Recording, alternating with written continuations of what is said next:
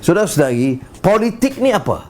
Ya, politik dan kekuasaan dan urus tadbir dan governance ini adalah memenuhi aspirasi rakyat. Mengapa kita mencapai kemerdekaan? Kerana kita mahu negara ini tidak dijajah oleh orang asing dan tidak dijajah oleh orang sendiri. Kita tidak mahu umpamanya sistem di mana rakyat ini menjadi hanya alat perkakas. Bagi sikit-sikit, dia cium tangan, kemudian semuanya patuh. Kita nak supaya politik itu memberi peranan kepada rakyat. Ekonomi itu, seperti mana program ekonomi sekarang. Jangan pula untuk rakyat RM600, RM1,000, tetapi ada rencana sekarang untuk memulihkan syarikat-syarikat konglomerat besar yang akan memerlukan bilion ringgit. Jadi politik itu pun dia ada dua peraturan. Bagi orang-orang kaya, bagi syarikat-syarikat besar, seperti pernah berlaku bailout, itu dianggap insentif ratusan juta. Tak payah cukai, bagi kemudahan, disebut insentif. Orang miskin, petani, nelayan, peneroka, itu disebut subsidi. Yang subsidi ni mentaliti subsidi. Orang ni kurang kerja, malas, tak pandai, kita bagi subsidi. Padahal dua-duanya memerlukan dana suntikan oleh kerajaan. Sikap seperti mana juga kita lihat dalam kes yang melibatkan mahkamah. Badan Perundangan, penguatkuasaan Jabatan Peguam Negara, siasatan oleh polis dan badan kehakiman itu mesti telus, mesti menjalankan tanggungjawab untuk menjaga hukum dan negara hukum. Apa dia yang bertentangan dengan negara hukum? Satu, negara hukum maknanya negara yang tunduk kepada hukum. Bukan tunduk kepada penguasa, bukan tunduk kepada orang kaya, bukan tunduk kepada menteri, tunduk kepada hukum. Kalau kita langgar, artinya hukum rimba. Hukum rimba yang kuat, sang singa, itu akan menjadi lebih hebat.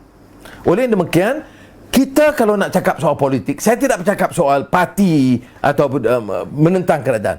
Kita rakyat harus faham, kalau kita dukung pemimpin, tak kira parti, tak kira kaum, dia mesti tunduk kepada hukum. Ya, dia jangan umpamanya seperti mana yang berlaku, hukumnya sama, tapi menghukumnya itu mengikut kriteria lain. Kalau VIP, RM1,000. Kalau nelayan, 2 bulan penjara. Ya. Kalau VIP, VVIP, kalau kecuriannya, pelanggarannya, salahnya mungkin mencecah 1 bilion, runding. Dia pakai macam lunding, londeh habis hukum. Ya. Yang tetapi kalau di kalangan rakyat, curi motosikal, ramai anak muda yang terlibat, yang tahu kawan dia dan sebagainya curi motosikal, 6 bulan penjara. Saya pernah sebut dalam Facebook Live, saya lihat sendiri di Sungai Buloh, di penjara Sungai Buloh. Bila lalu nak ke klinik, selisih tengok anak muda yang dengan compang-camping, matanya lebam. Saya mata lebam tu sensitif sikit sebab mata saya pernah lebam, kena belasah. Saya tanya pengawal penjara, sebab apa? Dia tanya, dia ini curi sepasang seluar jin. Salah? Memang salah. Berapa lama dah riman di penjara Sungai Buloh? 6 hingga 8 bulan. Apa curi apa? Sepasang seluar jin. Ya Allah. Yang curi ratus juta, yang bilion, dia boleh naik pula, dapat pingat tambahan. Ini yang dikatakan pelanggaran hukum. Saudara-saudari, terutama anak-anak muda, harus faham, kita dalam politik, dalam pendidikan, dalam menimba ilmu, yang kita nak ini ketegasan menjaga. Saya tak peduli saudara netizen nak kata apa, tetapi saya nak beritahu dalam politik, dalam urus tadbir, dalam isu tata kelola negara, hukum ini mesti dimartabatkan. Ya. Ini yang berlaku terus. Yang mengaibkan. Saya tak kata ini tidak pernah berlaku sebelumnya. Memang berlaku. Sebab itu kita lawan. Sebab itu kita kata ada reformasi. Kerana orang penguasa, sang penguasa itu, dia menggunakan lingkaran kekuatannya, jaringannya, kontrol media. Ya. Supaya yang tak setuju dengan dia itu menjadi ibarat hantu raya dan pelesit dan malaun. Yang sokong dia, sama ada perompak, perasuah, semua dibersihkan. Ya. Penguatkuasaan begitu juga. Badan kehakiman begitu juga. Negara kita ini pernah mencatat imej badan kehakiman yang sangat rusak. Dan saya lihat ada berusaha mutakhir ini oleh Ketua Hakim Negara wanita yang cuba memulihkan keadaan ini. Tetapi ini memerlukan dukungan seluruh sistem politik negara kita. Ya. Jangan, kerana yang jadi mangsa ini adalah orang-orang kecil. Ya. Tetapi yang kuat menyokong perasuah ini bukan orang-orang kecil. Ini masalah kita. Kerana tidak ada pendedahan, tidak ada maklumat, tidak ada upaya untuk melawan. Jadi mengalah sajalah. Ya. Sudah bayangkan, boleh tak kita terima orang yang nak cari nafkah, dia langgar, salah, memang salah. Kerana dia langgar peraturan PKP dan pergi menjara ikan. Salah, memang salah. Tujuannya nak cari nafkah, rezeki halal untuk anak-anaknya. Hukumannya 2 bulan penjara. Ya. Anak yang saya kata lihat di penjara Sungai Buloh, salah, memang salah. Tapi padan ke curi seluar jin, kena tunggu 8 bulan atau 6 bulan.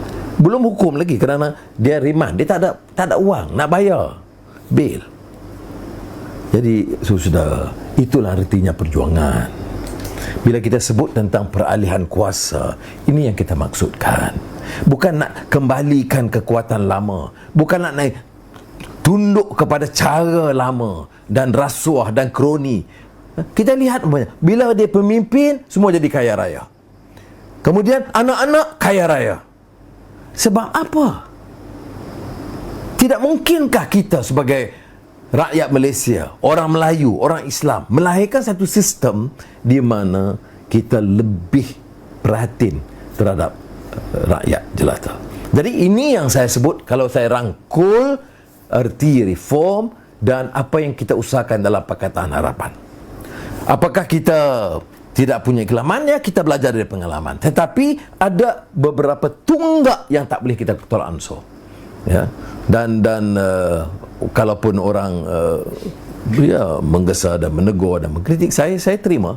Tetapi saya tidak sanggup korbankan prinsip ini semata-mata untuk memperoleh kuasa. Ya. Ini saya peringatkan kepada rakan-rakan anak saya dalam keadilan dan rakan-rakan saya dalam Pakatan Harapan. Ya. Jangan kita korbankan idealisme dan prinsip untuk menjaga, hanya untuk meraih kuasa. Ada orang bicara, saya lihat hari ini, ada orang, dia nak tinggalkan keadilan kerana idealism. Untuk apa? Dia pilih siapa? Dia pilih kelompok yang rasuah. Idealism apa? Ya. Sebab itulah anak-anak muda harus faham bahawa kita mesti melihat keperluan menegak hukum. Nak jaga peralihan kuasa, harus ikut urus tadbir, tata kelola yang baik. Ekonomi mesti menjaga, menunjukkan kepedulian kepada rakyat. Kemanusiaan mesti ditingkatkan. Untuk menang, kita boleh main sentimen kaum atau pura-pura jadi tokoh agama, tetapi bila kita ada kuasa, kita kelabu semua dah. Tak nampak. Kedai arak pun macam kedai oreng. Kedai cuti pun dah nampak macam entah burung, entah apa, saya enggak tahu ya. Jadi dia jadi kelabu. Tapi kalau pidatonya Allahu Akbar, berkemain hebat. Sebab itu ujian Allah SWT itu bukan saja termasa kita dalam keadaan sukar, tetapi bila kita peroleh kuasa. Saya faham keterbatasan ini dan waktu, tetapi cukup untuk menunjukkan bagaimana kita mengambil pendirian untuk mempertikai perjalanan parlimen, mempertikai dasar kerana bagaimana nak bahas. Orang kata, oh, kita terimalah, ni dah baik dah, semua dah baik dah. Siapa kata yang baik? Kalau baik, okey, biar menteri pertahankan. Yang disebut di bawah kata, oh dah baik-baik ni apa? Baik apa? Kita tahu wang dari mana, kita tahu kontrak orang curi banyak mana. Ni sekarang kontrak ini pakai bagi aja sebab tidak ada tender. Apakah boleh kita jamin ia dapat dijalankan secara telus, tidak ada lagi penipuan?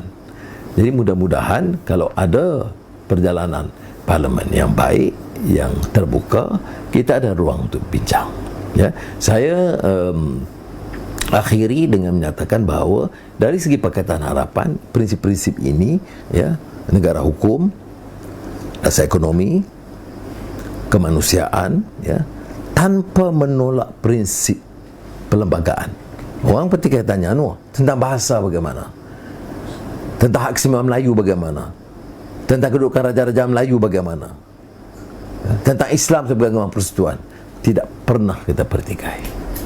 Ya, kalau ada orang yang pertikai, dia melanggar prinsip perlembagaan. Dan kita dalam Pakatan Harapan, dari awal penubuhannya, masa Pakatan Rakyat lagi sekalipun, sehinggalah sekarang, hal ini sama ada keadilan atau DAP atau amanah, kita tetap pertahankan dengan jiwa raga.